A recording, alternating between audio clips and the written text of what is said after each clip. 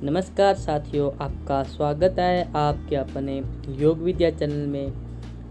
दोस्तों, क्या आप जानते हैं जब भी हम मेडिसिन दवाई वगैरह लेते हैं तो वह आखिरकार कहाँ पर जाती है और किस तरह से हमारे तकलीफ़ को दूर करती है? जानिए कैसे। देखिए दोस्तों, जैसे कि हम जानते हैं कि कोई भी दवा जब आप लेते हैं तो दवा लेने के दो तरीके होते हैं। दवा आप खाते हैं मुंह से और पेट में चला जाता है, या फिर इंजेक्शन के माध्यम से आपके बॉडी में चला जाता है। तो कभी भी आपने ये सोचा है कि जो दवा आपके पेट में गया वो पेट में क्या कर रहा है? उस दवा को कैसे पता कि हमें कहाँ जाना है और किस पार्ट को ठीक करना है? तो आज के इस वीडियो लेक्चर में हम इसी टॉपिक पे बात करेंगे कि दवा हमारे शरीर में कैसे काम करता है। इस चीज़ को समझने के लिए ये चीज़ समझना बहुत ही इम्पोर्टेंट है। चाहे आप मेडिसिन लीजिए या तो फूड लीजिए, वो हमारे बॉडी के लिए खाना के रूप में है। फूड हमारे माउथ से स्टमक में जाता है, स्टमक से इंटेस्टाइन में जाता है और इंटेस्टाइन से ही लीवर में जाता है, और लीवर ही आगे का जो पाथ है वो तय करता है कि फर्दर मेडिसिन को कहाँ भेजना है। दोस्तों, लीवर हमारे शरीर का सबसे बड़ा ऑर्गन होता है जिसे सेकंड ब्रेन बोला जाता है, क्योंकि लीवर बहुत सारे ऐसे डिसीजन हैं जो बिना ब्रेन से पूछे स्वयं लेता है। हमारे बॉडी में लीवर ही एक ऐसा पार्ट है जो खुद रिप्लिकेट होता है। मतलब लीवर को अगर आधा काट दिया जाए तो वह खुद ही पूरा बन जाता है। अब जरा लीवर के फंक्शन के बारे में समझ लेते हैं। लीवर एक तरह से हमारे शरीर का गेट कीपर की भूमिका में होता है। इंटेस्टाइन से जो भी मटेरियल हमारे लीवर को पहुंचता है उसे लीवर ही डिसाइड करता है कि इस चीज़ को हमारे शरीर के डिफरेंट पार्ट में भेजना चाहिए या फिर नहीं। अगर भेजना चाहिए तो किस पार्ट को भेजना चाहिए, ये डिसीजन लीवर का होता है। अच्छा, लीवर को कैसे पता चलता है कि ये फूड है या फिर पॉइजन? आप इमेजिन कीजिए, आपके घर के सामने एक गेट कीपर है और अपने गेट कीपर को बताया है कि अगर मेरा कोई दोस्त आए तो उसको अंदर आने देना। अब गेट कीपर को कैसे पता चलेगा कि कौन दोस्त है और कौन दुश्मन? तो आपने एक लिस्ट दे दिया जिसमें दोस्त और दुश्मन दोनों हैं, तो वो आसानी से पहचान सकता है कि कौन दोस्त है और कौन दुश्मन। सेम यही सिस्टम लीवर में होता है। खाने से रिलेटेड सारी इन्फॉर्मेशन लीवर के पास है। जब आप कुछ भी खाते हैं और लीवर के पास जाता है तो लीवर उसको चेक करता है कि ये फूड है या पॉइजन। जो फूड होता है उसको शरीर में भेज देता है, और जो फूड नहीं होता है, पॉइजन होता है, उसको शरीर से बाहर कर देता है। जो भी हम दवा लेते हैं वो तो ऐसा नहीं है ना कि वो 500 साल पुराना है, उसको मनुष्य ने ही बनाया है। लीवर के लिए ये एक अनजान चीज़ है जिसको वो नहीं जानता या उसके लिस्ट में नहीं होता है, इसलिए लीवर दवा को बाहर निकाल देता है। लेकिन जो दवा हम खाते हैं वो तो काम करता है। लेकिन कैसे काम करता है? तो देखिए, इसके लिए इंसान ने अपना दिमाग लगाया। इसको जरा हम एग्जाम्पल के थ्रू समझते हैं।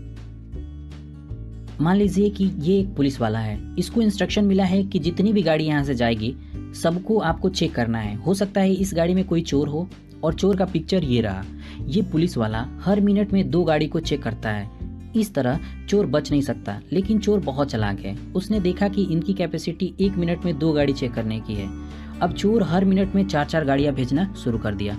अब पुलिस वाला को 2 गाड़ी ऐसे ही छोड़ना पड़ेगा। मतलब चोर के निकलने का चांस 50% हो गया। जब तक कि पुलिस अपना कैपेसिटी बढ़ाएगा तब तक बहुत सारे चोर अंदर आ चुके होंगे। सेम थिंग लीवर के साथ होता है। जब हम दवा लेते हैं तो लीवर उस दवा को रोक देता है। तो हम क्या करते हैं, जितनी कैपेसिटी लीवर को दवा रोकने की है उससे दोगुनी दवा का डोज लेते हैं। अब 50% दवा जिसको लीवर रोक नहीं पाता वो ब्लड वेसल के थ्रू हमारे अफेक्टेड पार्ट तक पहुंचकर उसे ठीक करता है। अब लीवर धीरे धीरे मेडिसिन को रोकने की कैपेसिटी को बढ़ाता है, और जब उसकी कैपेसिटी बढ़ जाता है तो दवा फिर से काम करना बंद कर देता है, जिसे डॉक्टर दवा का डबल डोज देते हैं। डायबिटीज़, पेन किलर और हाई ब्लड प्रेशर के केस में ऐसे ही होता है। फिर धीरे धीरे एक ऐसा कंडीशन आता है जब लीवर या तो डैमेज हो जाता है या तो अपनी इतनी कैपेसिटी को बढ़ा लेता है कि दवा ही काम करना बंद कर देता है।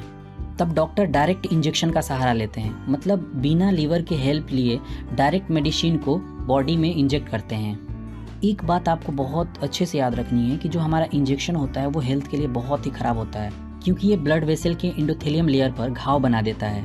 क्या आपको पता है कि ये एंडोथेलियम जो लेयर है वो एक केमिकल को प्रोड्यूस करता है जिसका नाम नाइट्रिक ऑक्साइड है, जो कि आपके डिजीज़ को रोकने का काम करता है। नाइट्रिक ऑक्साइड के डिस्ट्रॉय होने से हमारे बॉडी का सिग्नलिंग सिस्टम जो होता है फेल हो जाता है। यहाँ पर एक वर्ड है सिग्नलिंग सिस्टम। तो जरा सिग्नलिंग सिस्टम के बारे में हम समझ लेते हैं कि ये क्या होता है। तो देखिए, सिग्नलिंग सिस्टम बहुत ही इंटरेस्टिंग चीज़ है। मान लीजिए आपने सोचा कि मुझे रसमलाई खाना है, तो जैसे ही आपने सोचा कि मुझे रसमलाई खाना है, हमारा जो ब्रेन है वो पेनक्रियाज को सिग्नल सेंड करता है कि बस अब तुम तैयार हो जाओ, रसमलाई आने वाला है। जब रसमलाई आपके सामने है ब्रेन ने दूसरा सिग्नल सेंड किया। आप अपने माउथ में डालेंगे उस रसमलाई को तो ब्रेन तीसरा सिग्नल सेंड किया। अब जब आप चबाना चालू करेंगे तब तक बॉडी में इंसुलिन सर्कुलेट होकर बॉडी तैयार है उस रसमलाई को एक्सेप्ट करने के लिए। तो इसको हम सिग्नलिंग सिस्टम बोलते हैं। हम में से बहुत सारे लोग होते हैं जो टीवी के साथ साथ खाना खा रहे हैं। ब्रेन तो टीवी देख रहा होता है लेकिन खाना आप खुद खा रहे होते हैं, तो सिग्नल हमारे पेनक्रियाज को नहीं पहुंच पाता। जब तक इंसुलिन प्रोड्यूस होता है हमारे बॉडी में तब तक आपके पेट में खाना जा चुका होता है, जिसके वजह से हाई ब्लड शुगर और बहुत सारे डिजीजेस उससे पैदा होती हैं। दोस्तों, क्या आप जानते हैं कि जो ग्रीन जूस होता है, मतलब जो हरे पत्ते से निकाला हुआ जूस होता है, वो मेडिसिन से भी अच्छा होता है। क्या आपको पता है जानवर जब बीमार पड़ते हैं तो वो घास या पत्ते खाते हैं, चाहे वो कुत्ता हो या फिर शेर। देखिए, हमारा जो बॉडी है मेडिसिन खाने के लिए नहीं डिजाइन किया गया है। जब हम बीमार पड़ते हैं तो बीमारी का एक साइकिल होता है, उस साइकिल के अंदर ही हमारा बॉडी उस बीमारी को ठीक कर देता है। लेकिन हमें लगता है कि मेडिसिन ने ठीक किया। मेडिसिन केवल रिलीफ देता है, पल भर के लिए आपको फील होगा कि दर्द तो गायब हो गया, बट मेडिसिन से फुल्ली क्योर नहीं होता। जो फुल्ली क्योर होता है ना, वो आपका बॉडी ही करता है। दोस्तों, आपको ये वीडियो कैसा लगा ये हमें अपने कमेंट बॉक्स में ज़रूर लिख के बताएं। धन्यवाद।